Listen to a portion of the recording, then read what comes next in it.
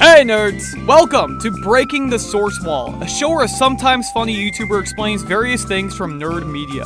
I'm your host, Primosity, and today we're going to be talking about everyone's least favorite super soldier, Captain Murica aka John Walker.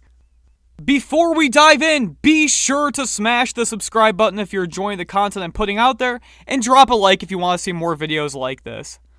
Old Johnny Boy made his first appearance in Captain America issue 323 back in November of 1986. He was brought to the page by writer Mark Greunwald and artist Paul Neary. I gotta give credit to the creators cause, well, I didn't do it last time. If you didn't see that one, check it out. I talk about an edgelord's flesh diary. Super interesting. Back to the topic, John wasn't introduced as Captain America like we know him now, but as the Super Patriot. A dude in a patriotic leotard wielding a flaming knife with hair I kind of want to run a lawnmower through.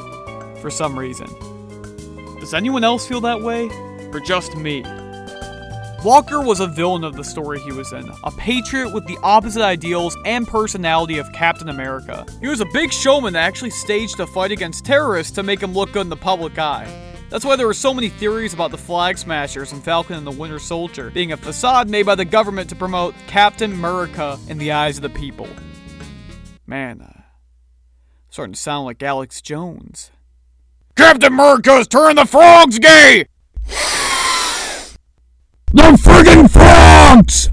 10 issues later, in issue 333, Walker would replace Rogers as Captain America after Rogers quit being America's ass.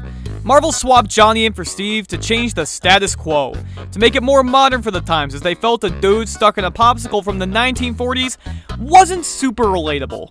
Obviously, a change of mantle would get some reads, so the Marvel writers thought it would be a nice cash grab. Marvel turned to the Star-Spangled Alcohol Man and gave him the mantle and shield. Things were good. Everyone loved him, except for literally all of the fans who didn't, and there were a lot.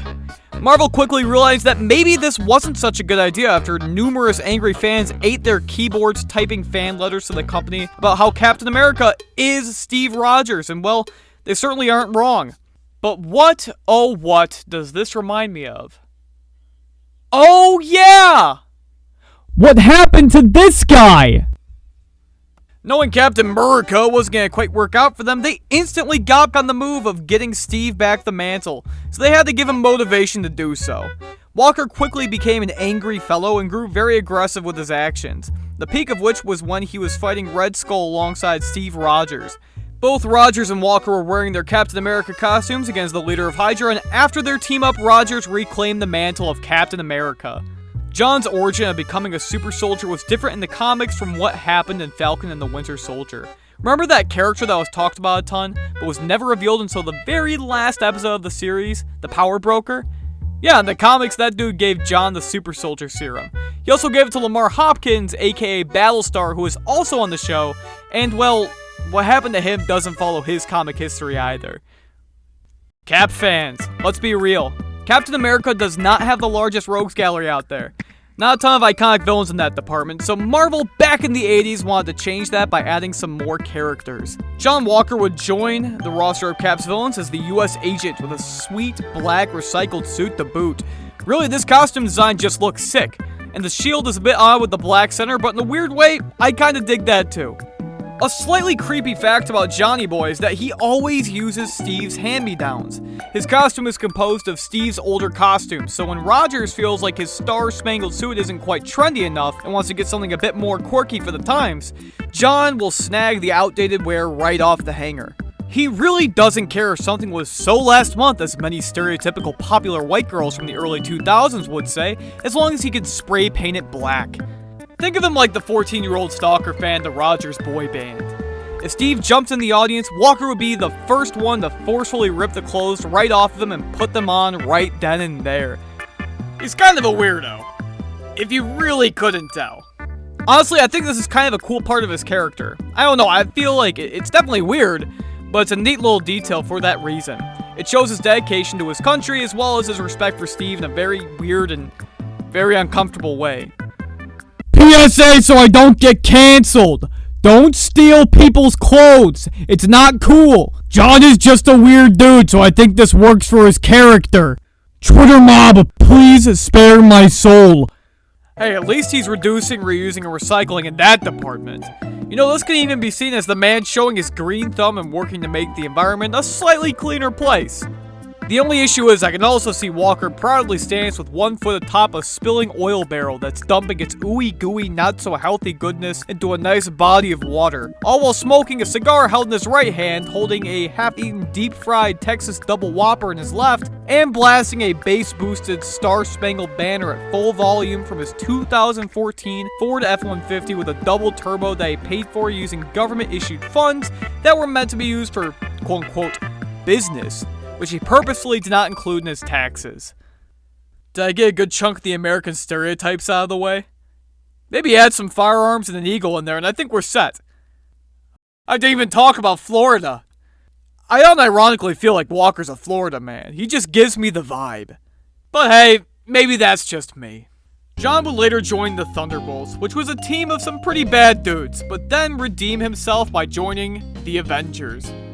Hey, good job. I think the guy is making a turn for the better. You know, maybe John will turn out well after all. What's that? Yeah, John was on during the Dark Reign event. You know, the one where Norman Osborn, aka the Green Goblin, took over America's largest peacekeeping agency as well as the Avengers Initiative, and filled the Avengers team with villains that masqueraded as heroes to look good in the public eye, as they did some not-so-good stuff in the background. Wait. That's not good.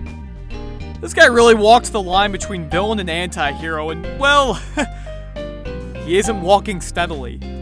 You guys remember Captain America Civil War?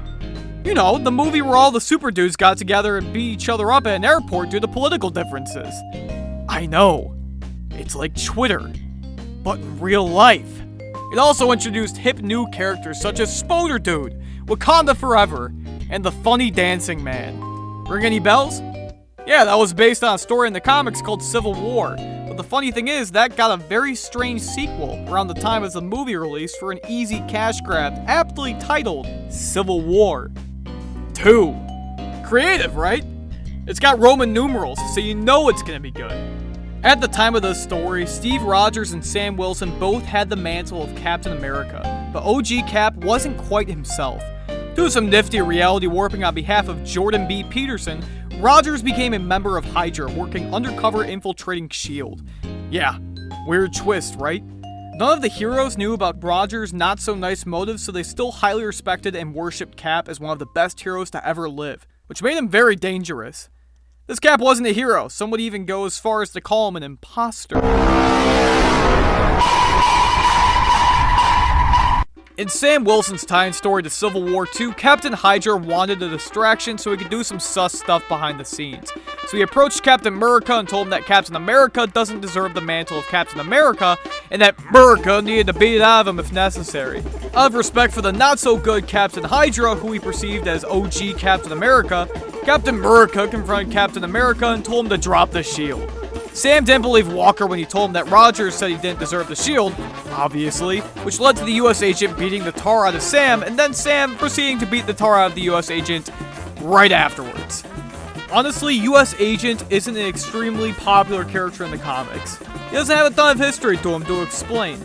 He currently has a solo comic series that explains a bit more about his character, so if you want to check that out, go for it.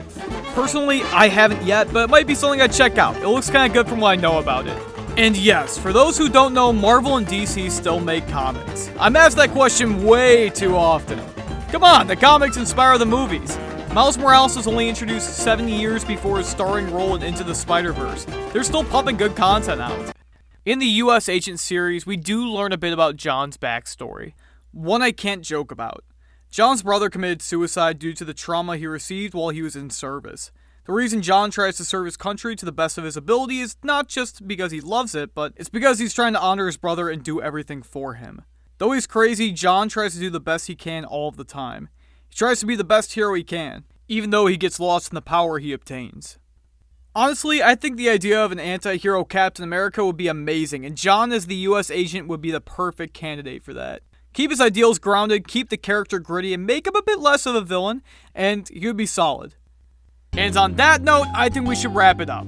Thanks so much for watching. If you made it this far, drop Murica down in the comment section below, as well as what you want to see explained from Nerd Media next. And I will personally heart your comment if I see it. It's the highest honor I can bestow. If you're new to the channel, glad to have you. Be sure to drop a like, subscribe, and hit the little bell icon to be notified whenever I upload a video. It really goes a long way, especially for a newer content creator like myself. So if you were to do these things, you would have my thanks. And I think that'll do it. Peace, true believers!